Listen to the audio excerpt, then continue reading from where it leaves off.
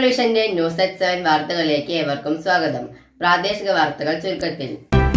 സ്വർണവും പണവും തിരിച്ചു നൽകി യുവാവ് മാതൃകയായി.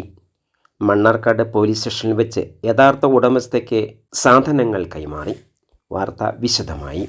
കളഞ്ഞുകിട്ടിയ സ്വർണ്ണാഭരണവും പണവും തിരിച്ചേൽപ്പിച്ച് യുവാവ് മാതൃകയായി. ആനമൂളി മുത്തലിൽ സിദ്ദിഖാണ് മാതൃകയായത്. സിദ്ദിഖ് റോഡിലൂടെ പോകുമ്പോൾ പള്ളിക്കുറിപ്പിൽ നിന്നാണ് പേഴ്സും പണവും കിട്ടിയത്.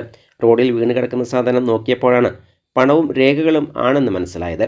ഉടൻ തന്നെ വാട്സപ്പ് ഗ്രൂപ്പിൽ സന്ദേശം അയക്കുകയും മണ്ണാർക്കാട് പോലീസിൽ ഏൽപ്പിക്കുകയും ചെയ്തു.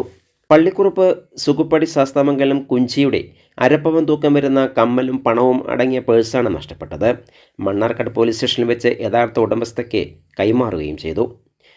സ്വർണവും പോയി പണവും പോയി തിരിച്ചു കിട്ടുമെന്ന് ഒരിക്കലും കരുതിയില്ലെന്നും കുഞ്ചിയമ്മ പറഞ്ഞു.